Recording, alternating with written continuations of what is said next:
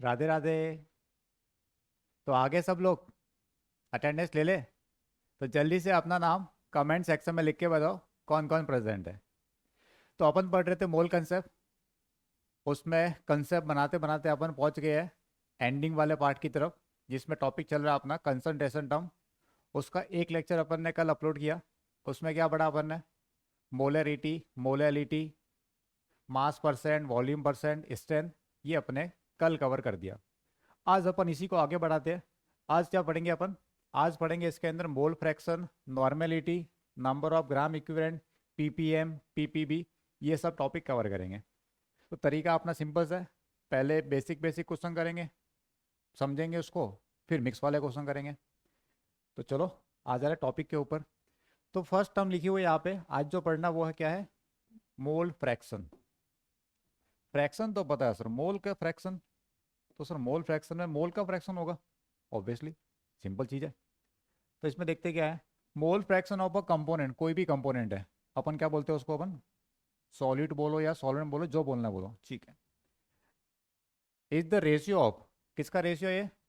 Number of moles of that component to total number of moles. मतलब तुम्हें जिसका mole fraction निकालना है उसके मोल ऊपर रख दो, नीचे आ जाएंगे टोटल मोल्स। बस इतना सा करना है, इतना सिंपल। तो अगर मुझे किसी एलिमेंट ए का फाइंड करना है, तो मोल फ्रैक्शन ऑफ सॉल्यूट ए का, उसको लिखते हैं अपन एक्स ए। थोड़ा सा ऐसा ही है, ये कर्वेचर वाला पार्ट है और ये स्ट्रेट लाइन है। एक तरफ कर्वेचर है और ये वाली लाइन कैसी है? स्ट्रेट लाइन, ठीक है। इसको बोलते हैं क्या है? काई। क्या बोलते हैं इसको? काई। CHI लिखते हैं इसको, काई पढ़ते हैं इसको। मोल फ्रैक्शन का सिंबल एक्स के जैसा बनाना है। एक्स में ये वाला कर्वेचर है, ये स्ट्रेट लाइन है। क्या पढ़ते हैं इसको अपन? काई पढ़ते हैं, ठीक है। तो जिसका निकालना उसके मोल्स ऊपर रख देंगे, ए के मोल्स डिवाइड बाय नीचे आ जाएंगे टोटल मोल्स। बस इतना सा करना है, सिंपल चीज़ है। ये कैसी टर्म है? Temperature independent. क्यों सर? क्योंकि यहाँ पे वॉल्यूम वाली कोई भी चीज़ नहीं आ रही। वॉल्यूम की टर्म नहीं है, इसका मतलब टेम्परेचर बढ़ाने या कम होने से इस टर्म पे कोई डिफरेंस नहीं आएगा, ठीक है। ये भी किस तरह की टर्म है? W/W term. सर क्यों? ऊपर भी मोल्स नीचे भी मोल्स, वेट अपॉन वेट की टर्म आ रही है, तो इसको W/W टर्म बोलते हैं। ये यूनिटलेस टर्म है। इससे पहले जितनी चीज़ें आई उनमें कुछ में यूनिट थी, कुछ में नहीं थी। ये कैसा है? यूनिटलेस। अब इसको थोड़ा एग्जांपल लेके समझते हैं। दो कंपोनेंट के लिए अगर ए और बी है तो उनके मोल फ्रैक्शन कैसे लिखेंगे, फिर उनका सम करके देखते हैं कि अगर ए और बी दो ही कंपोनेंट है उनका सम करने पे कितना आता है। तो लिख रखा मैंने वैसे यहाँ पे, देख लेते हैं एक बार। जैसे a solution having two component A and B, दो ही कंपोनेंट है, ठीक है। विथ मोल्स क्या दे उनके? Na और Nb मोल्स दे रखे हैं। ए के मोल्स Na, बी के मोल्स Nb रेस्पेक्टिवली। तो अगर मुझे मोल फ्रैक्शन लिखना होगा ए का, तो क्या करूंगा मैं? ए के मोल्स ऊपर रखूंगा, टोटल मोल्स नीचे आ जाएंगे, ए प्लस बी के मोल्स। अगर मुझे मोल फ्रैक्शन लिखना होगा बी का, तो बी के मोल्स ऊपर रखूंगा, टोटल मोल्स नीचे आ जाएंगे। अब मैं क्या करता हूँ, इन दोनों को प्लस करके देखता हूँ। Mole fraction of A plus mole fraction of B कर जरा, इनको प्लस कर दे तो क्या आएगा? ये Na plus Nb plus Nb/Na plus Nb। इधर जरा एलसीएम लो, नीचे एलसीएम क्या आ गया? Moles of A plus moles of B, LCM आ गया। ऊपर क्या बच गया? Na। ये क्या बच गया? Nb। तो mole fraction of A plus mole fraction of B. Sir ये तो पूरा पूरा सेम सेम कट गया। कट गया, इसका मतलब सम करने पे कितना आ रहा है यहाँ पे?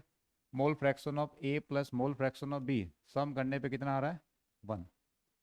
तो अगर दो ही कंपोनेंट होंगे तो दोनों का सम बनेगा। अगर किसी में 3 कंपोनेंट है ए बी और सी, तो तीनों का सम करके 1 कर दो। सर उसमें अगर n कंपोनेंट हुए तो तब भी सबका सम कितना आएगा? 1। सबका मालिक एक। यहाँ पे in a given phase sum of, ये पॉइंट याद रखना है, ये काम आएगा आगे क्वेश्चन में। सम ऑफ किसका सम? मोल फ्रैक्शन का सम। किसके mole fraction? Of all components, जितने भी कंपोनेंट है ए बी सी डी सब, in a solution is always equal to 1। तो X A X B X C सबका सम करोगे कितना आएगा? 1 आएगा। तो एग्जाम में क्या कभी टू कंपोनेंट वाले क्वेश्चन के लिए एक की देता है वैल्यू, दूसरा फाइंड करना, तो 1 में से माइनस कर देंगे क्योंकि दोनों का सम कितना आएगा? 1। जितने होंगे सबका सम करने पे कितना? 1। ठीक। वर्ड समझ में आ गया? मोल फ्रैक्शन क्या होता है? जिसका निकालना उसके मोल्स ऊपर रखने, divide by total number of moles. अब जरा इसको अप्लाई करते हैं, बहुत ही बेसिक क्वेश्चन है। टाइम पास करने के लिए ओरल क्वेश्चन बोल सकते हो इसको तुम। क्या लिखा है, solution is prepared by mixing 3 moles of ethanol. Moles of ethanol दिए हुए C2H5OH, कितने मोल, 3। 7 moles of water, moles of water दिया है, H2O का मोल्स कितना, 7। क्या चाहिए इसको, सर इसको चाहिए मोल फ्रैक्शन, किसका मोल फ्रैक्शन, इथेनॉल का। तो मोल फ्रैक्शन ऑफ इथेनॉल, काई ऑफ C2H5OH। तो जिसका पूछ रहा है उसके मोल्स तो रखो ऊपर, ऊपर रखे, नीचे आ जाएंगे टोटल मोल्स। तो ये आ गया अपने पास 0.3 ऑप्शन। तो बहुत ही बेसिक क्वेश्चन था ये, और लेवल बढ़ाते थोड़ा सा अपन, आगे चलते हैं। इस क्वेश्चन में क्या लिखा है जरा देखो, बताओ क्या लिखा है। Sir solution of glucose, glucose का सॉल्यूशन है, मतलब ग्लूकोज को मिला रखा किसी के अंदर। मोलर मास ग्लूकोज का होता है 180 पॉइंट समथिंग दिया, made by dissolving it in 500 gram of water. किस में मिला है इसको, वाटर दे रखा 500 ग्राम, ठीक है। मोलर मास वाटर का 18 होता है, 18.02 लिया इसने। If the mole fraction of water is, तुम्हें ये दिया है मोल फ्रैक्शन ऑफ वाटर इज 0.98, तो ये कह रहा ग्लूकोज का मास बताओ। वाटर का मोल फ्रैक्शन दिया है और वाटर के अंदर मिलाया ग्लूकोज को, इसका मतलब दो ही चीज़ है, एक तो ग्लूकोज एक वाटर। तो अगर मुझे ग्लूकोज का पता है तो वाटर का निकाल सकता हूँ मोल फ्रैक्शन, या वाटर का पता है ग्लूकोज का निकाल सकता हूँ, क्योंकि दोनों का सम करने पे कितना आएगा, 1।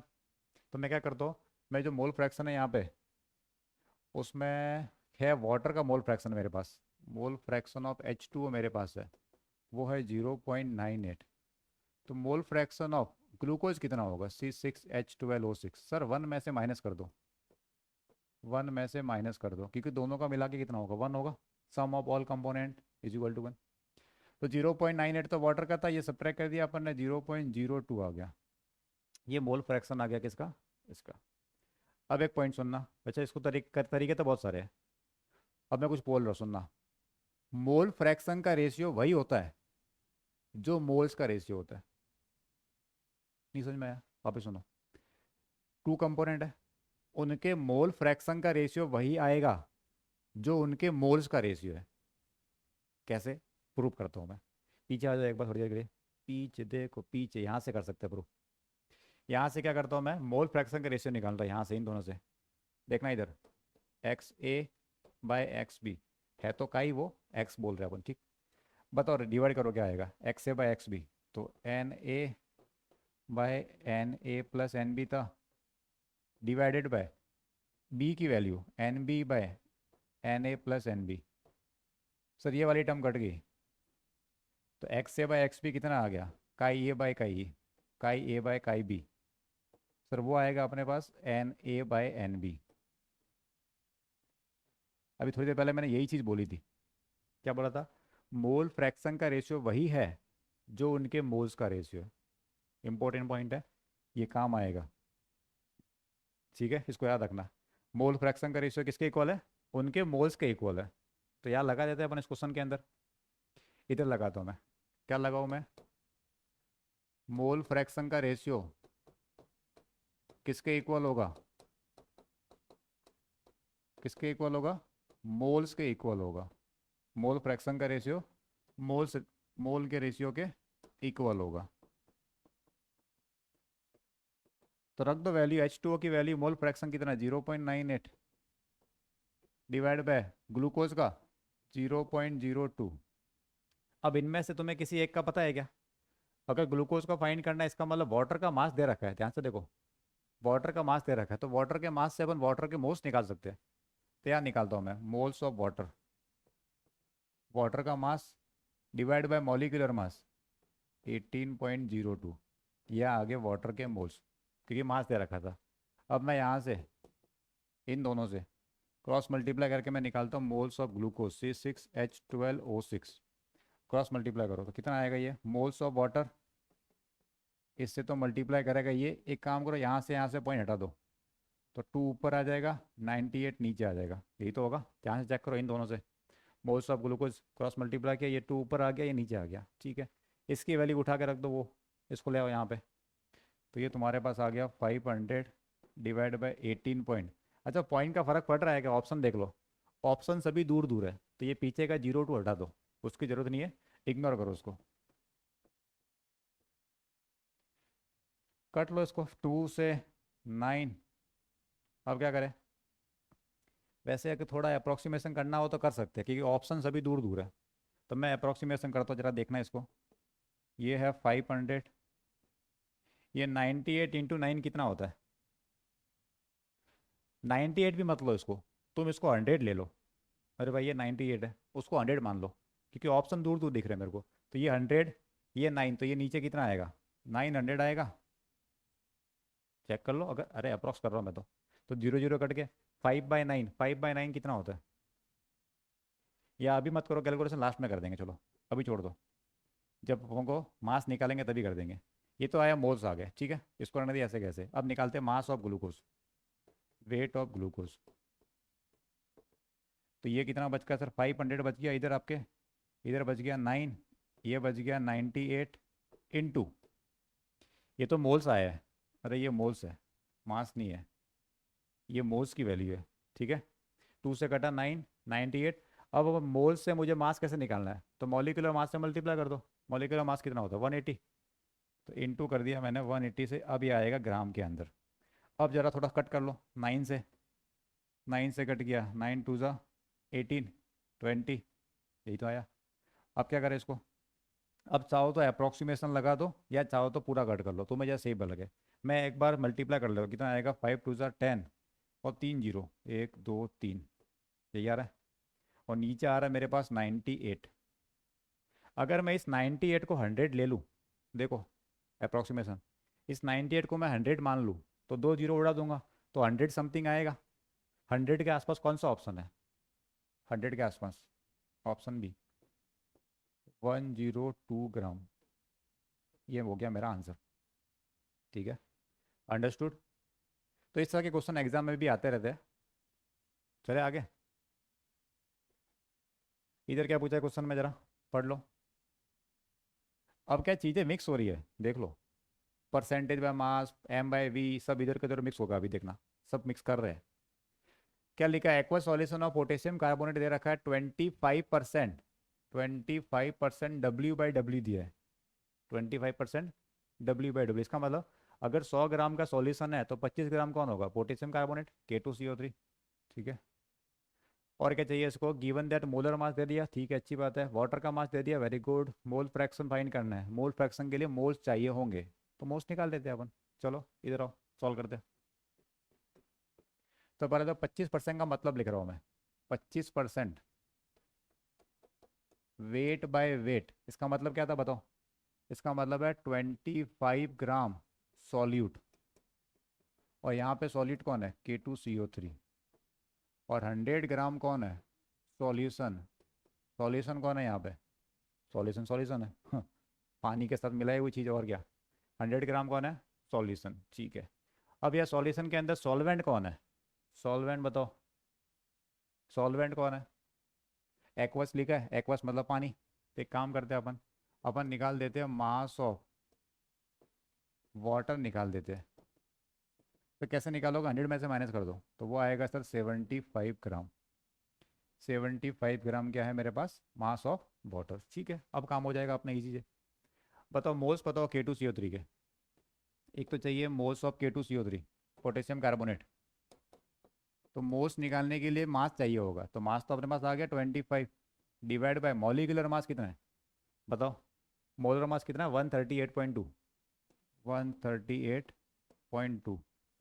और क्या है? वाटर है दूसरा, मोल्स ऑफ वाटर निकाल देते हैं।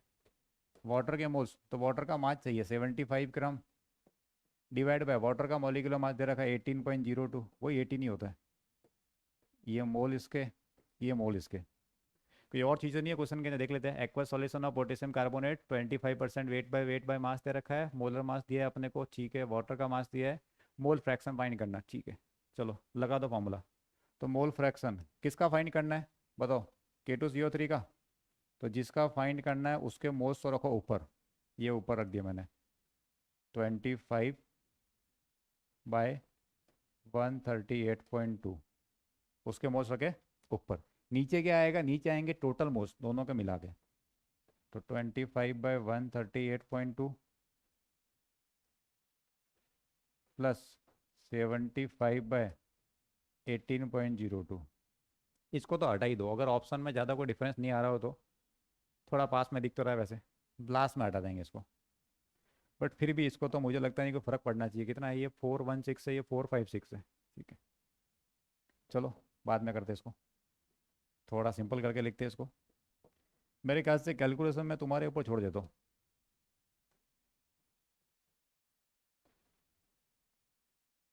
नीचे कैल्शियम लो, नीचे कैल्शियम लो।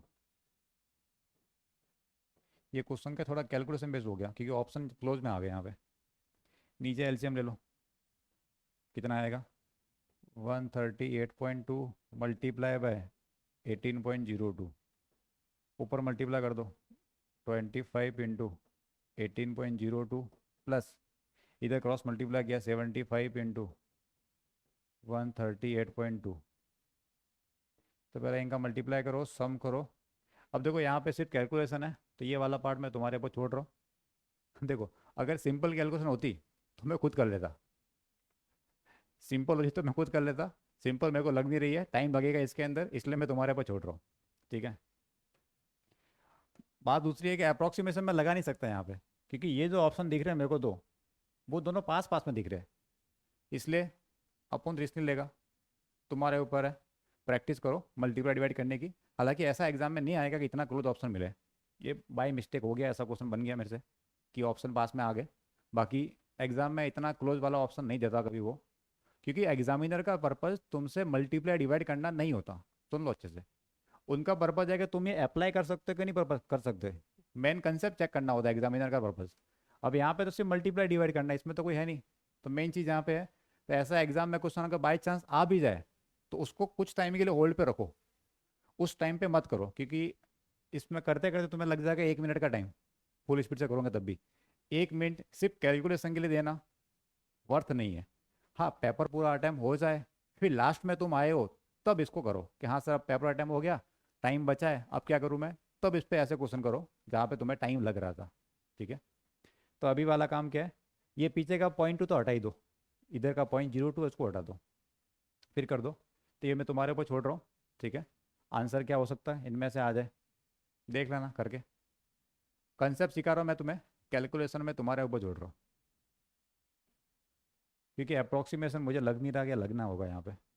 चलो आगे देखते हैं और कंसेप्ट बनाते हैं। इसको पढ़ो जरा, क्या लिखा है।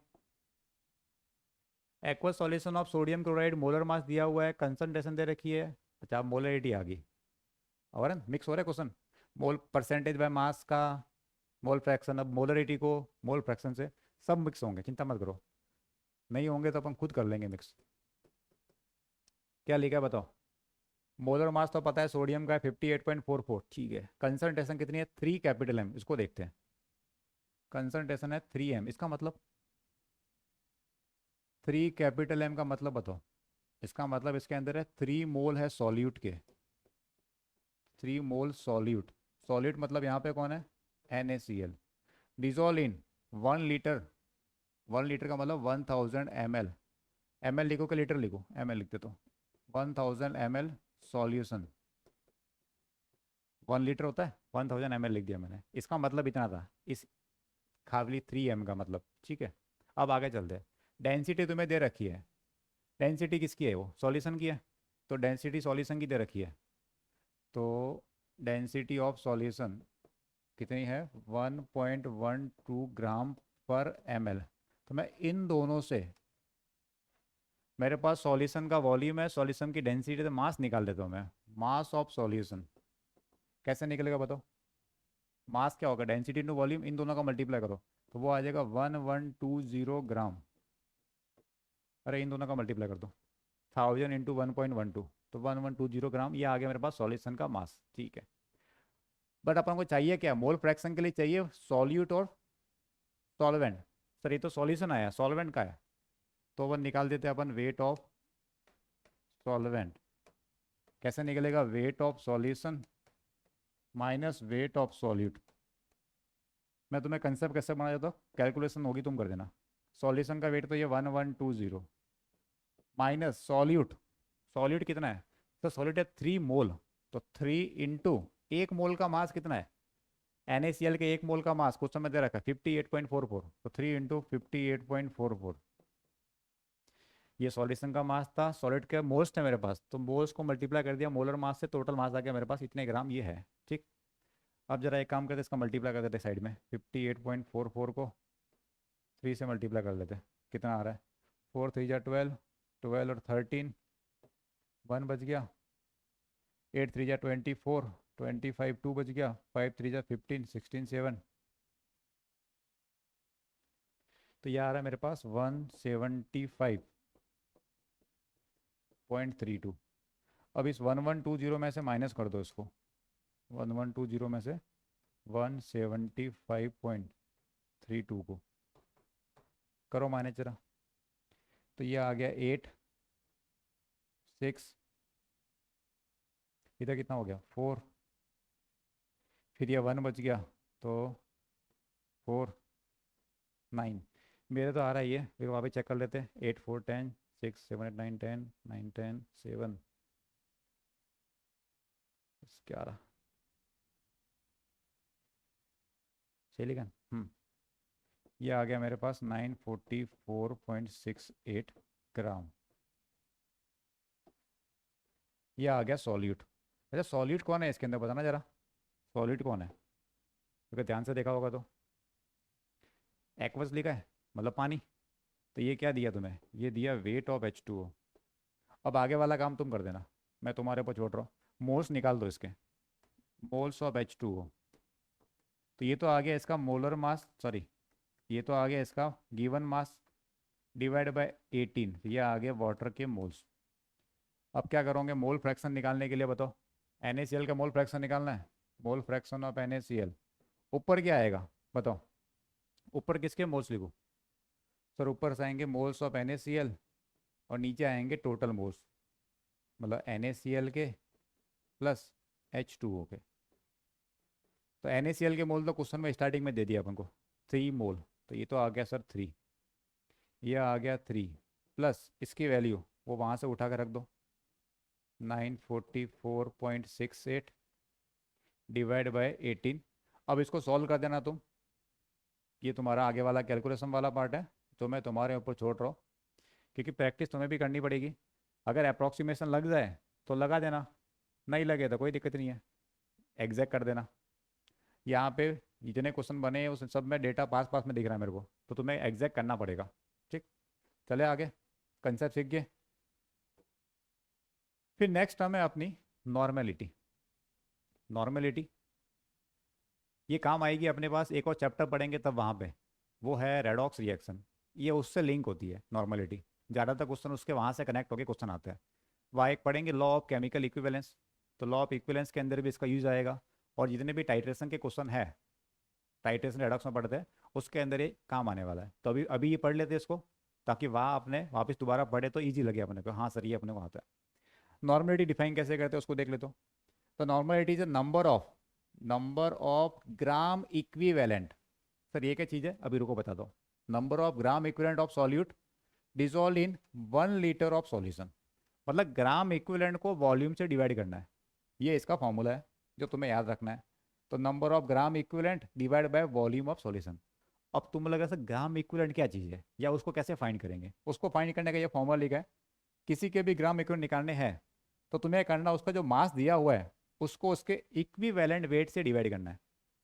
क्या करना है, क्वेश्चन में तुम्हें मास दिया है एग्जांपल के लिए 250 ग्राम ऑफ NaOH, तो 250 यहाँ रख दो डिवाइड बाय NaOH का इक्विवेलेंट मास, सर ये कैसे निकालेंगे, उसका ये वाला फॉर्मूला है, तो इक्विवेलेंट वेट निकलता है मोलर मास को n फैक्टर से डिवाइड करने पे, molar mass divided bye n factor, ये तीनों फॉर्मूले तुम्हें याद रखने हैं।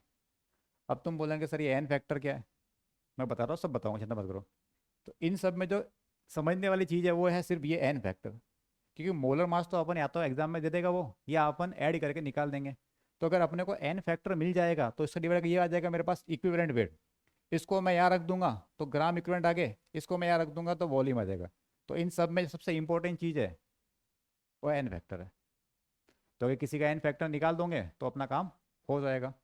फिर जो नॉर्मेलिटी है उसकी यूनिट क्या होगी, ग्राम इक्विवेलेंट पर लीटर या कैपिटल N या फिर नॉर्मल। अभी जो n फैक्टर है उसको वैलेंसी फैक्टर भी बोलते हैं, वैलेंसी फैक्टर एसिड के लिए, बेस के लिए, सॉल्ट के लिए अलग तरह से निकाल सकते हो, कोई रिएक्शन दी है तब तरीका अलग हो सकता है। तो अपन यहाँ पे तीन चीज़ें पढ़ेंगे इस जगह पे, एसिड के लिए, बेस के लिए और सॉल्ट के लिए। और उनकी अगर रिएक्शन है तब भी थोड़ा बहुत बता दूंगा। बाकी अगर मोल की वो रेडॉक्स की रिएक्शन दी होगी तो उसका तरीका रेडॉक्स में बताऊंगा। अभी जितना इस चैप्टर में काम का है उतना आप बता रहे हो। जब मोल कंसेप्ट की जरूरत वहाँ कनेक्ट करना होगा रेडॉक्स में, तब उधर आगे वाली चीज़ें वहाँ बताऊंगा। तो अभी एक बार याद देखो, एन फैक्टर क्या चीज़ है।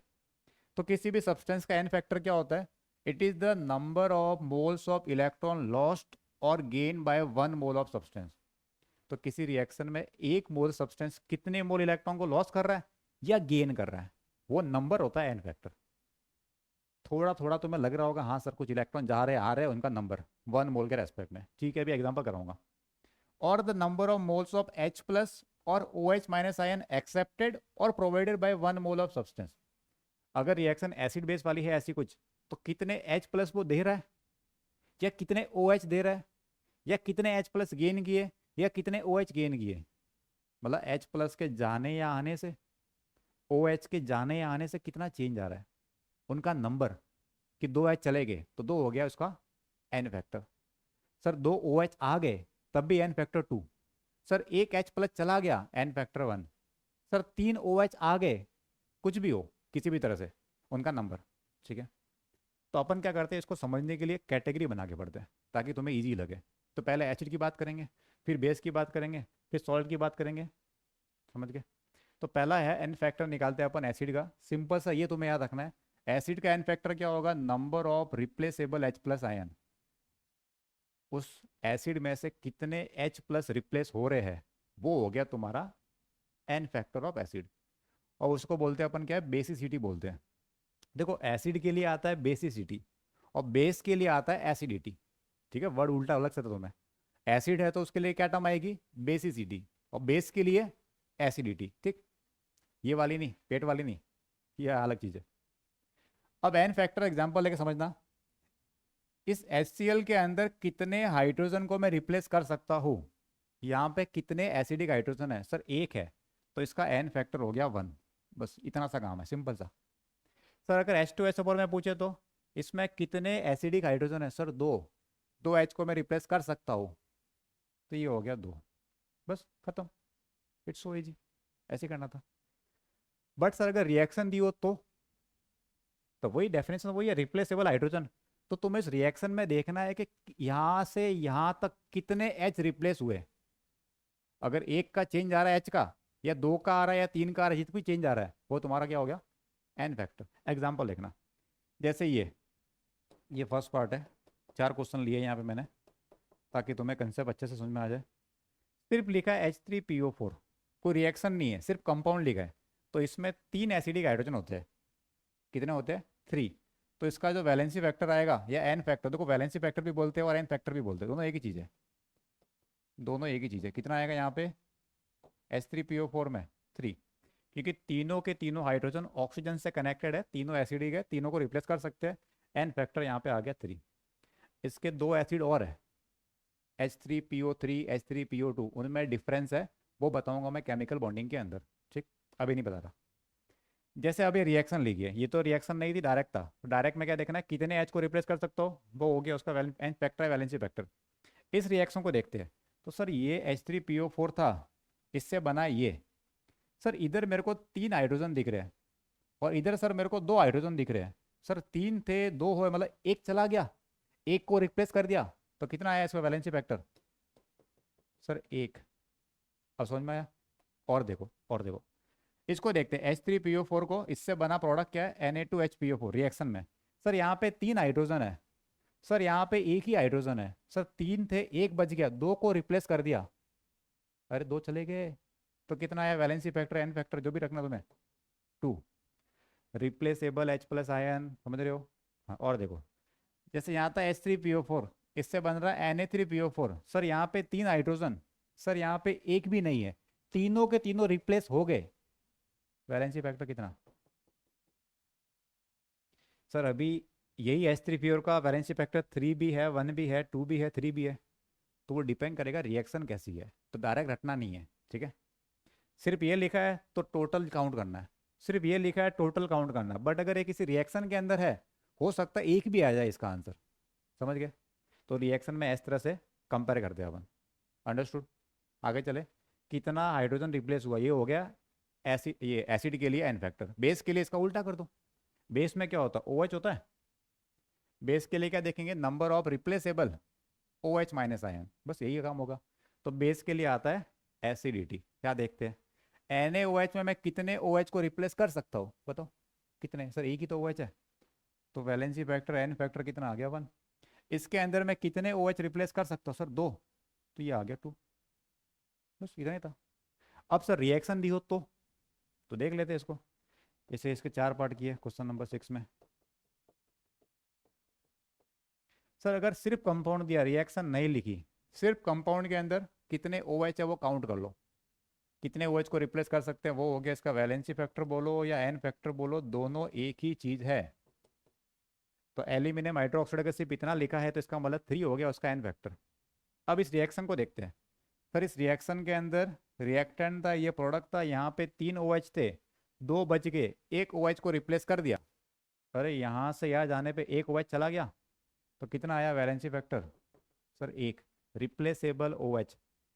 सर इस रिएक्शन में बताओ, यहाँ से यहाँ चले गए, सर यहाँ पे 3 OH थे, या एक ही बचा है, सर 2 चले गए, अरे 2 चले गए, वैलेंसी फैक्टर कितना, 2। सर इधर देखो यहाँ से ये, सर यहाँ पे 3 OH थे या एक भी नहीं है, तो कितने रिप्लेस किए तुमने, सर तीनों के तीनों रिप्लेस कर दिए, तो एन फैक्टर कितना, 3। तो बेस के लिए डायरेक्ट कंपाउंड दिया हो तो OH टोटल गिन लेना, रिएक्शन दी हो तो कितना चेंज हुआ वो गिन लेना। अंडरस्टूड। आगे चले, तो ये वाला हो गया बेस के लिए। सर अगर सॉल्ट होगा तो लो सॉल्ट की बात कर लेते हैं। सॉल्ट में जब नॉन रेडॉक्स रिएक्शन है, 2 केस बनते हैं। सिर्फ तुम्हें सॉल्ट दिया, रिएक्शन नहीं दी, बस एक कंपाउंड दिया है, तो कंपाउंड में क्या करना है, टोटल पॉजिटिव चार्ज गिन लो या फिर टोटल नेगेटिव चार्ज गिन लो, कोई भी एक, दोनों नहीं, एक, क्योंकि दोनों की वैल्यू सेम आएगी। अरे या तो टोटल पॉजिटिव गिन लो या टोटल नेगेटिव गिन लो, दोनों में से कोई एक चीज़ गिनो। ठीक। जैसे ऐसा दिया NaCl दिया, तो बताओ इसमें Na क्या है, सर इसमें एक Na प्लस है और एक Cl माइनस है, यही तो है।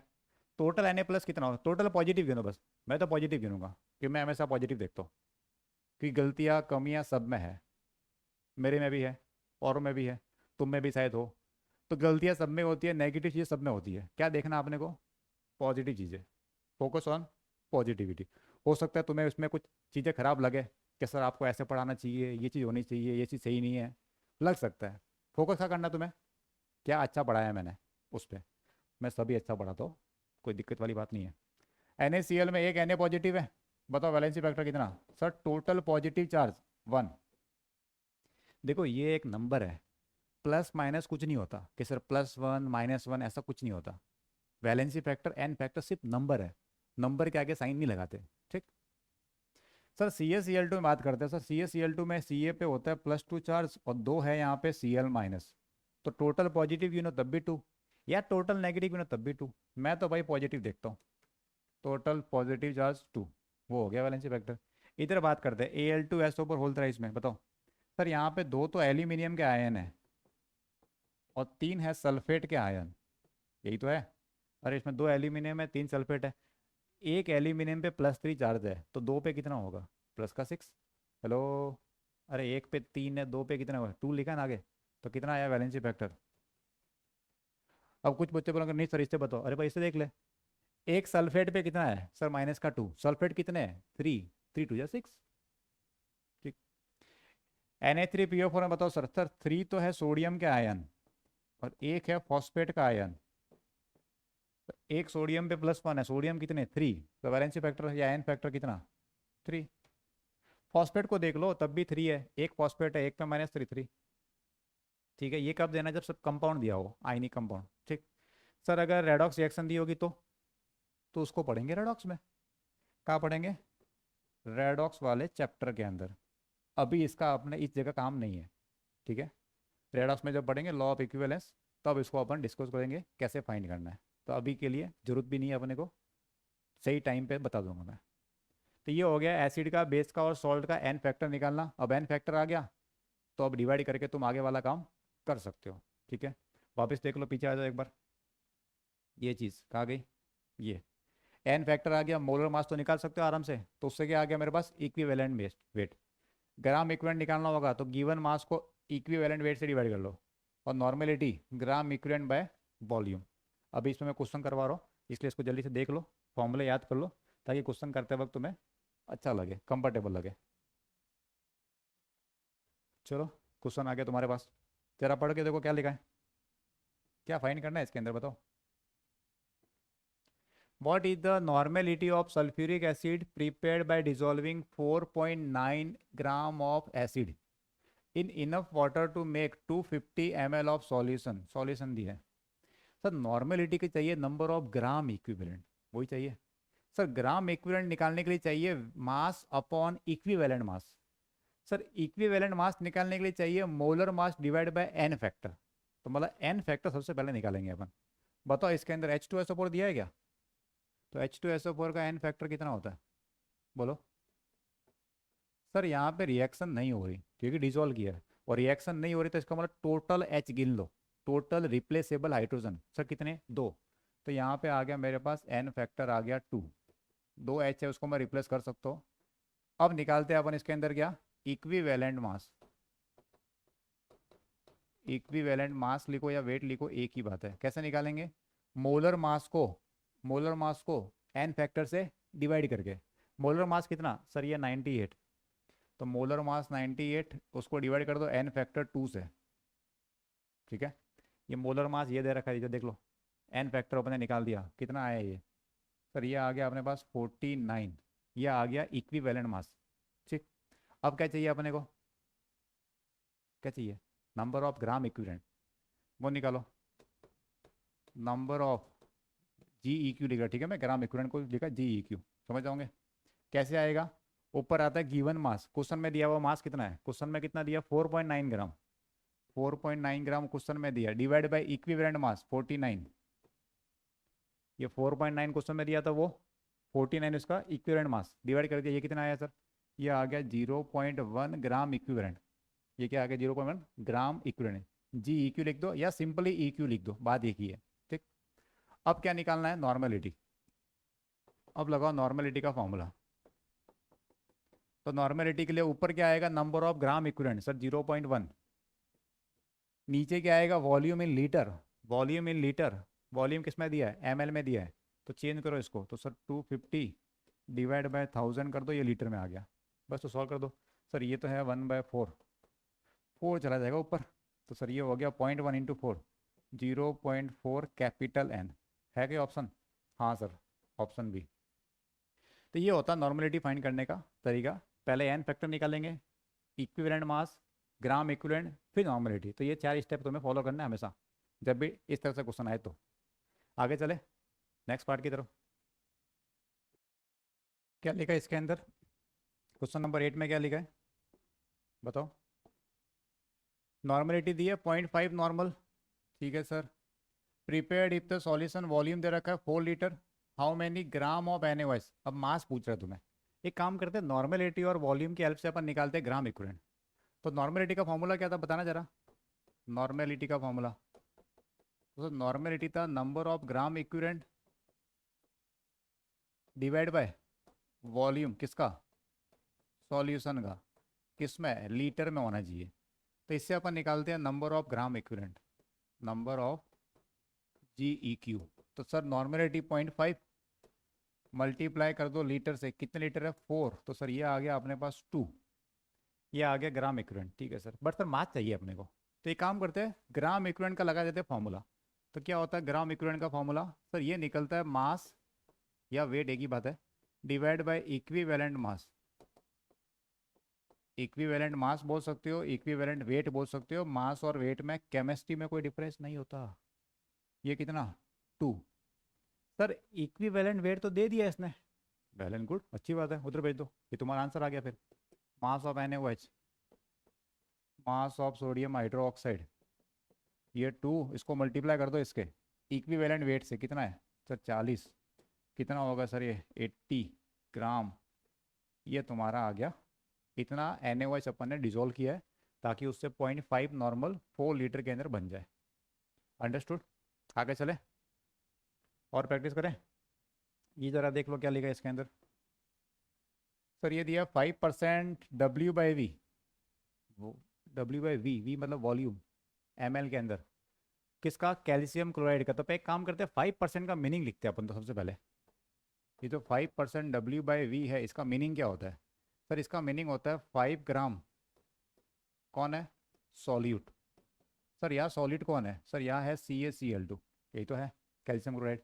और परसेंटेज मतलब 100 होगा, 100 ml किसका होगा, ये वॉल्यूम, किसका वॉल्यूम, सॉल्यूशन का, 100 ml सॉल्यूशन। ठीक है सर, मोलर मास दे दिया, ठीक है, प्रीपेड बना दिया solution. If this salt is used for precipitation reaction, PPT बताने काम आ रहा है, उसका n दिया है 2, n 2 का मतलब n फैक्टर, वैलेंसी फैक्टर, उसको n से लिखा है यहाँ पे, n दिया 2। ठीक है सर, क्या चाहिए, what is the normality of solution. तो नॉर्मेलिटी के लिए चाहिए अपने को नंबर ऑफ ग्राम इक्विवेलेंट, वही चाहिए। और ग्राम इक्विवेलेंट से पहले चाहिए अपन को इक्विवेलेंट मास या वेट। तो पहले वो निकालते हैं अपन, पहले क्या निकालेंगे अपन, इक्विवेलेंट वेट या मास। कैसे निकलता है equivalent mass, molar mass divided by N factor. Molar mass कितना है, सर मोलर मास दे दिया उसने 110.98, 110.98 divide by N factor, sir question में दिया है इसने 2। यह आ गया मेरे पास इक्विवेलेंट वेट, तो मोलर मास को मैंने 2 से डिवाइड कर दिया। ठीक, अब निकालते हैं number of gram equivalent. Number of gram equivalent ये कैसे निकलता है, given mass of solute divide by equivalent mass. Given mass of solute sir question में दे दिया ये भी निकाला थोड़ी पहले, 5 ग्राम, ये 5 ग्राम यहाँ रख दिया। नीचे क्या आएगा, इक्विवेलेंट मास कहाँ पे, ये रहा। अरे इसको डिवाइड कर लो, कट तो रहा वैसे, ये सिंपल ही लग रहा है मेरे को, तो काट दो इसको, कितना आएगा ये, सर 2 से कट गया तो 5 2 10, क्या करो चलो, 5 2 10, फिर 5 2 10, 4 और 9, मेरे तो ये आ रहा है, तुम्हारे क्या आ रहा है, सही आ रहा है, 5 2 10 11, ठीक है सर 55.49। अब इसको मैं 55.49 को 55.5 लिख दो तब भी चलेगा। ये आ गया ग्राम इक्विवेलेंट। नॉर्मेलिटी क्या होती है बोलो, तो सर नॉर्मेलिटी होती है number of gram equivalent divided by volume.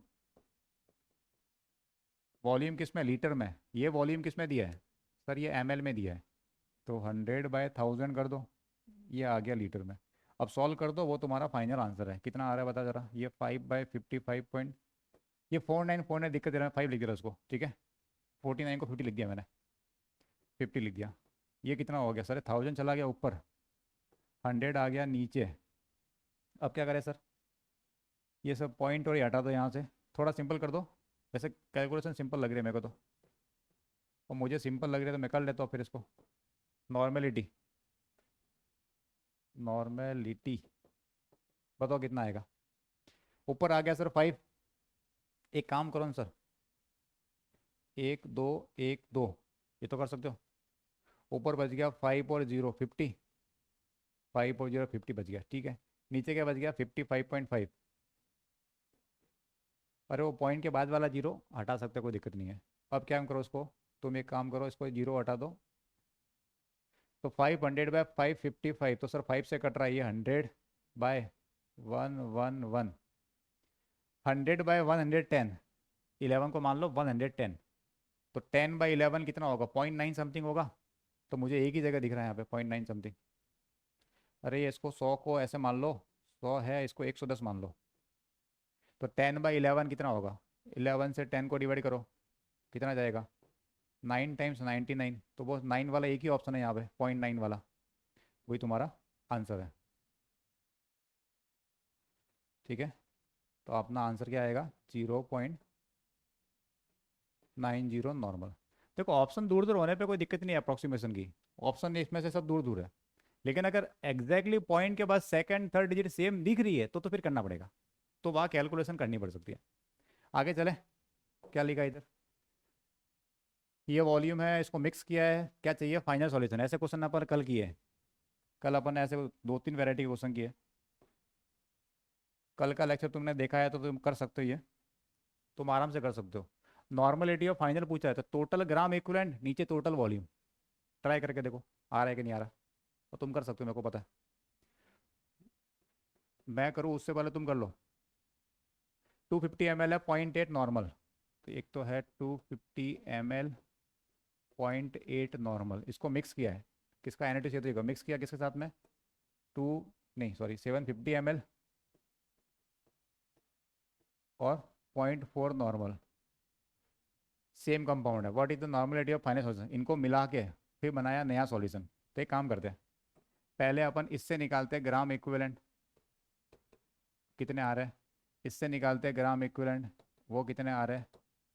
तो ग्राम इक्विवेलेंट कैसे निकलता है, मोलरिटी इंटू वॉल्यूम, अरे नॉर्मलिटी इंटू वॉल्यूम, इधर नॉर्मलिटी टू वॉल्यूम, फिर क्या करना है, न्यू नॉर्मलिटी पूछा है, नई वाली, वो कैसे निकलेगी, total gram equivalent by total volume, ऐसे करने पे निकल जाएगी। इन दोनों का सम कर देना, वॉल्यूम का सम कर देना, डिवाइड करके देखो आंसर क्या आ रहा है, ये तुम्हें करना है, सिंपल क्वेश्चन है, मैं नहीं कर रहा। फिर दो और टर्म बची अपने कंसंट्रेशन टर्म की, एक है पीपीएम और एक है पीपीबी। जब क्या सॉल्यूशन बहुत ज़्यादा डायल्यूट होता है, मतलब अमाउंट बहुत कम होती है, तो उनका मेजरमेंट करते हैं पीपीएम और पीपीबी के अंदर। जैसे वाटर है, तो वाटर के अंदर जो इम्प्योरिटी होती है, वाटर में जो कंटामिनेंट्स होते हैं, उनका जो मेजरमेंट है जनरली किस में करते हैं, पीपीएम में करते हैं। अगर वाटर के अंदर डिसइंफेक्टेंट मिलाना है, क्लोरीन मिलाते हैं, तो वो भी किस में मिलाते हैं, पीपीएम में। आजकल एयर के बारे में ज़्यादा चल रहा है, एयर की जो पॉल्यूशन वाला पार्ट है, खास करके दिल्ली में, जो लोग दिल्ली में है उनको पता होगा, बहुत ज़्यादा हाई लेवल पे चल रहा है एयर पॉल्यूशन वहाँ पे। तो उनका मेजरमेंट डेली जो न्यूज़ में आ रहा है, कितना पीपीएम हो गया इसके अंदर एयर का कंटामिनेशन, तो वो मेजरमेंट इसमें करते हैं। अगर वैल्यू बहुत कम होती है तो मेजरमेंट करते हैं अपन पीपीबी में, 1 बिलियन के रेस्पेक्ट में। तो सिंपल सा मतलब क्या है, 1 मिलियन में कितने पार्टिकल है, वो हो गया पीपीएम। 1 बिलियन में कितने पार्टिकल है, वो हो गया पीपीबी। मास की टर्म में देखना है, तो मास ऑफ सॉल्यूशन के रेस्पेक्ट में मास ऑफ सॉल्यूट कितना है, 1 मिलियन के रेस्पेक्ट में, 10⁻6 के रेस्पेक्ट में। तो सिंपल सा एक फॉर्मूला है, mass of solute by mass of solution multiply करना है 10⁻6 से। सर 6 क्यों आया, 1 मिलियन की वैल्यू है, बिलियन होगा तो कितना आएगा, 10⁻9 आ जाएगा, एक्जैक्टली सेम चीज़ है। सर ट्रिलियन हुआ तो 6 9 कितना होता, ट्रिलियन 12। अगर ट्रिलियन में आएगा, क्वेश्चन नहीं आता, आ जाए तो 10⁻12 कर देना। अब इसको यूज़ कैसे करना है, क्वेश्चन लेते हैं उसके लिए अपन। देखो ये वाला क्वेश्चन क्या लिखा है, सिंपल सा क्वेश्चन है। सर 250 ग्राम सैंपल है ड्रिंकिंग वाटर का, contains 1.5 mg of dissolve fluoride. ये है फ्लोराइड, इतना मिल रखा है। ये टोटल सैंपल मतलब सॉल्यूशन, ये कौन है, इतना उसमें डिजोल्व चीज़ है, मतलब सॉल्यूट। क्या चाहिए उसको, पीपीएम में चाहिए कंसंट्रेशन। सर लगा दो फॉर्मूला, कितने पीपीएम होगा बोलो, मैं डायरेक्ट लिख दूँ क्या, पीपीएम कंसंट्रेशन। एक सेकंड, पीछे सिंबल क्या लिखा अपन ने, सिंबल लिखा कुछ नहीं, पीपीएम में लिखा है, ठीक है। तो पीपीएम डायरेक्ट निकाल लेते हैं। सर ऊपर आएगा mass of solute in gram, sir ये 1.5 मिलीग्राम है, तो 1.5 इंटू 10⁻³ ग्राम, ये है 250 ग्राम। मल्टीप्लाई करना है किससे, पीपीएम के लिए किससे मल्टीप्लाई करूँ, 10⁻, बस खत्म हो गया, आंसर आ गया, इतना सही है। सर एक काम करो, इसको थोड़ा सिंपल करो, ये यहाँ से हटाओ पॉइंट एक बार, तो नीचे आ गया सर 10, तो सर ये बच गया 15, नीचे बच गया 250, एक आ गया नीचे 10, 10⁻³ और ये +6 मिलके हो जाएगा प्लस का 3, ये -3, ये +6 बच गया प्लस का 3। सर इसको सिंपल करो जरा, जो आएगा तुम्हारा आंसर है, 5 से कट गया 3, 5 से यही तो हुआ, 5 3 जा 15, 5 5 जा 25, तो सर ऊपर आ रहा है 3, नीचे से 2 जीरो और है, देखो जरा, एक और 2 जीरो, 2 कम हो जाएंगे, तो ऊपर बच जाएगा 30/5, 35 कितना हो गया, 6 ppm, आंसर डी। इजी था, बहुत ज़्यादा इजी क्वेश्चन था। चले आगे, इधर क्या है, सेम ऐसे ही क्वेश्चन है एग्जैक्टली, बट यूनिट सिखानी मेरे को इसके अंदर, इसलिए ये दे रखा है। क्या पूछा है इसके अंदर, 2 kg सॉइल सैंपल, सैंपल मतलब टोटल सॉल्यूशन की बात हो रही है। देखो यार लिक्विड जरूरी नहीं होता, ऐसे क्वेश्चन में लिक्विड जरूरी नहीं होता है, लिक्विड में हो सकता है सॉल्यूशन हो। अब ये सॉइल, सॉइल के रेस्पेक्ट में बात हो रही है पीपीएम कि सॉइल के अंदर कितनी चीज़ें प्रेजेंट है, एयर के रेस्पेक्ट में होती है, गैस के अंदर भी होता है। तो पीपीएम पीपीबी लिक्विड के रेस्पेक्ट में कोई जरूरी नहीं है, हो भी सकता है नहीं भी हो सकता, ठीक। तो 2 kg सैंपल है, contaminated with a pesticides at a concentration of 40 ppb। Concentration कितने दिया? 40 ppb, पार्ट्स पर बिलियन दे रखिए, ठीक है sir. What mass of pesticides in microgram is present. तो कह रहा कितना मास है इसके अंदर। तो एक काम करते हैं, पीपीबी का लगाते हैं फॉर्मूला।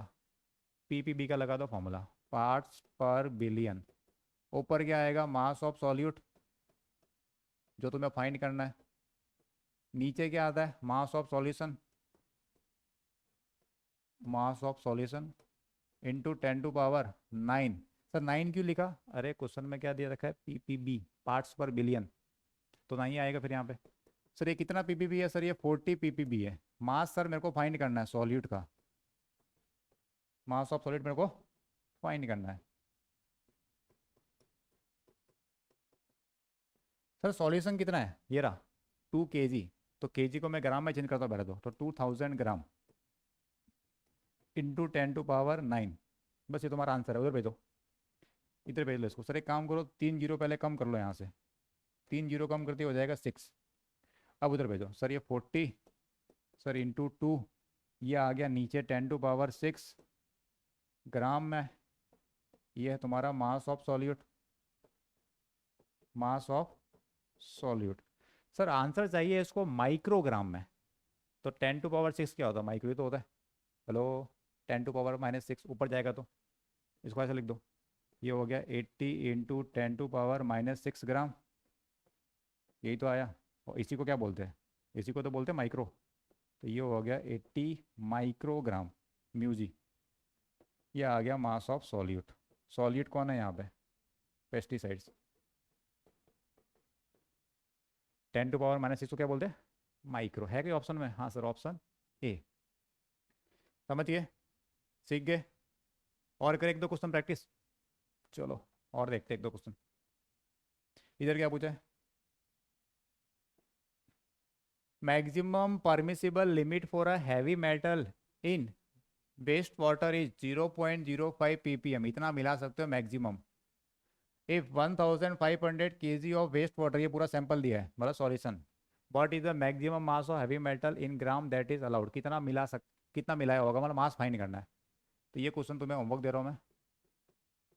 क्या क्वेश्चन है? पीपीएम के पीपीबी पे? किस पे है? पीपीएम पे। इधर क्या आएगा? मास ऑफ हैवी मेटल मतलब solute divide by mass of किसका? मास सॉल्यूशन का इंटू 10⁻6। ये तुम कर सकते हो, छोड़ दूँ क्या मैं? बोलो।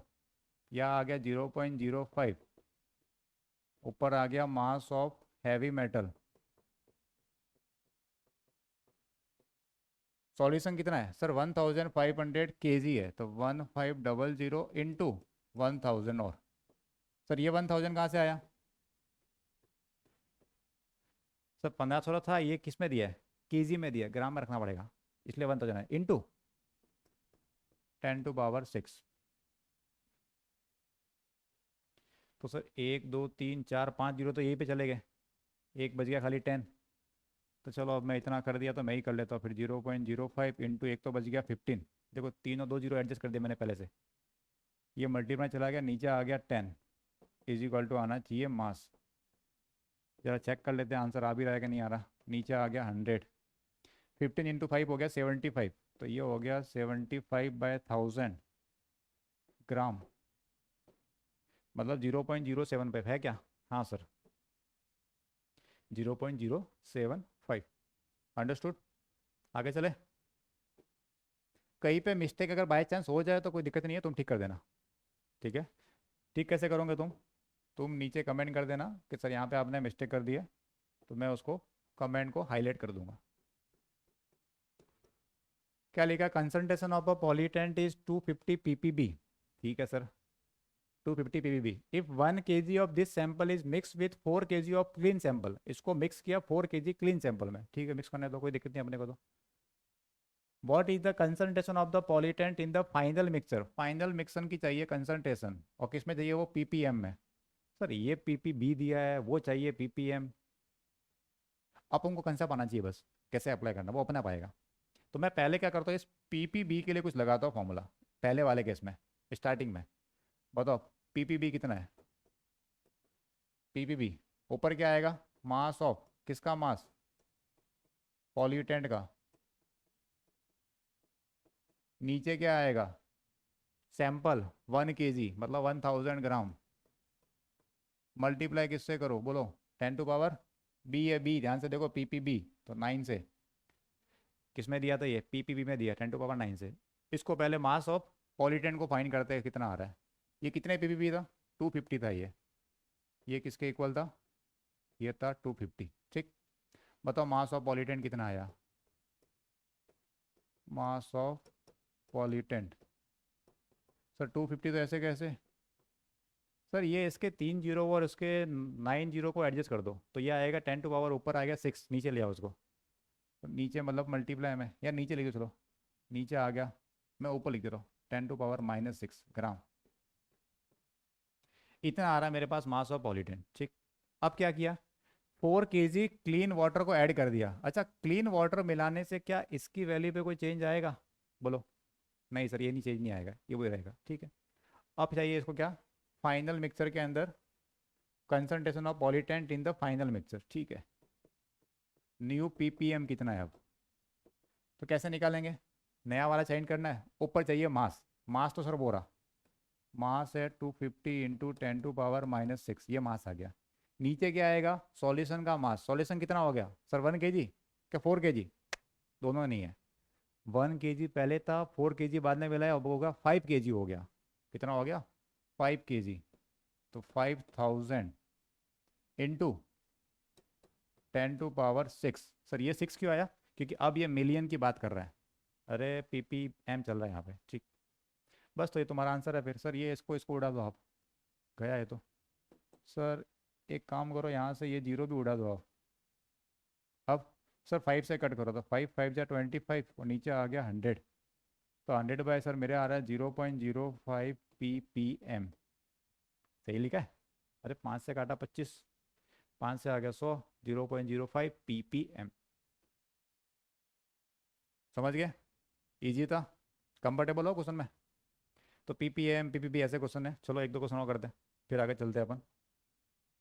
एक और क्वेश्चन देख लेते हैं। 1 molar aqua solution of NaCl has a density दे रखी है, what is the concentration of NaCl in ppm.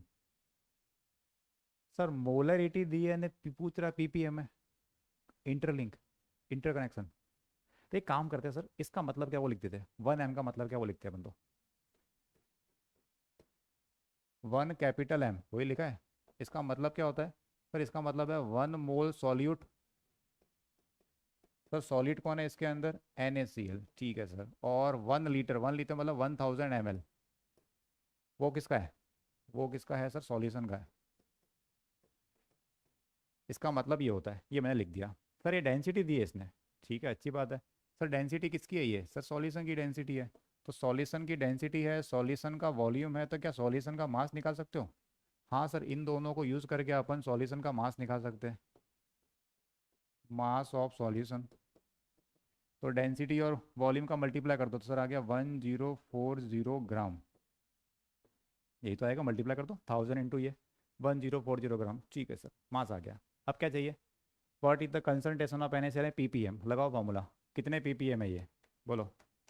तो पीपीएम के लिए सर ऊपर चाहिए क्या, मास किसका, NaCl का, बताओ कितना है।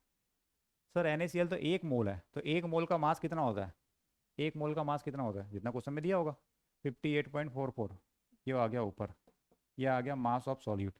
नीचे क्या आएगा, मास ऑफ सॉल्यूशन, सर ये रहा 1040 इंटू सर पीपीएम फाइंड करना है, तो 10 टू पावर 6 से मल्टीप्लाई कर दो। सॉल्व करने पे जो भी आएगा वो तुम्हारा आंसर है, ठीक। सॉल्व कर दो, सिंपल कैलकुलेशन है, थोड़ा बहुत अप्रॉक्सीमेट लगा देना, ऑप्शन दूर दूर दिख रहे, हो जाएगा।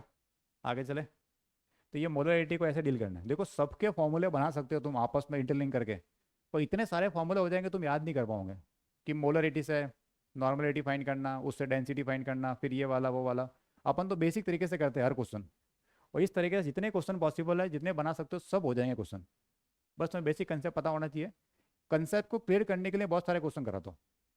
चलो एक और क्वेश्चन देखते हैं, लास्ट। इधर क्या पूछा है बताओ जरा। 1 litre sample of air at standard temperature and pressure 1.29 ग्राम पर लीटर दे रखा है, contains 50 microgram of carbon monoxide, what is the concentration of CO in PPB. PP find करना है, दिया गया है। सर ये तो दिया है वॉल्यूम। सर ये दिख रहा है, यूनिट देखने से क्या लग रहा है पता चला? इसकी ये यूनिट देख के तुम्हें क्या लग रहा है क्या होना चाहिए? सर G/L, ग्राम पर लीटर मतलब डेंसिटी। तो वो डेंसिटी है, ये वॉल्यूम है, क्या मास निकाल सकते हो? हाँ सर, मास आ जाएगा। सर ये सॉलिड का मास दिया है, हाँ सर। सॉल्यूशन का आ गया, सॉलिड का दिया, पीपीबी निकालना है। तो ये क्या हो गया तुम्हारे लिए? वो, समझ गए? और देखना कुछ कि इतना काफ़ी है अभी आज के लिए?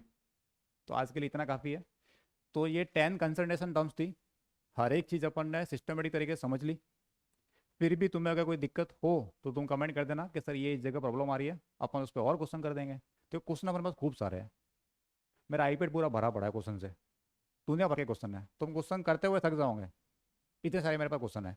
बट अपन हर वैरायटी का क्वेश्चन उठा के रख रहे हैं, ताकि अगर ऐसा क्वेश्चन है तो ऐसे करना है, ये क्वेश्चन ऐसे करना है, तो अलग अलग वैरायटी अपन क्वेश्चन कर रहे हैं। फिर भी तुम्हें चाहिए कि नहीं सर और मिक्स वाले क्वेश्चन कराओ, कि सर और इंटरलिंक वाले क्वेश्चन, कि मोलरिटी, परसेंटेज, परसेंटेज से डेंसिटी, ये सब चीज़ें। तो कोई नहीं, एक और क्लास अपन लगाएंगे, उस क्लास में क्या करेंगे, इंटरलिंक वाले मिक्सिंग का क्वेश्चन करेंगे। और क्या करेंगे, जब सॉल्यूशन को मिक्स करते हैं तब मोलरिटी फाइंड करना, नॉर्मेलिटी फाइंड करना, वैसे क्वेश्चन कर दिया अपन ने। फिर भी एक्स्ट्रा अलग तरह से क्वेश्चन प्रैक्टिस और करेंगे अपन। तो आज के लिए इतना ही, इसके आगे अपन फिर मिलेंगे, तब तक पढ़ते रहो अच्छे से। Okay bye, Radhe Radhe.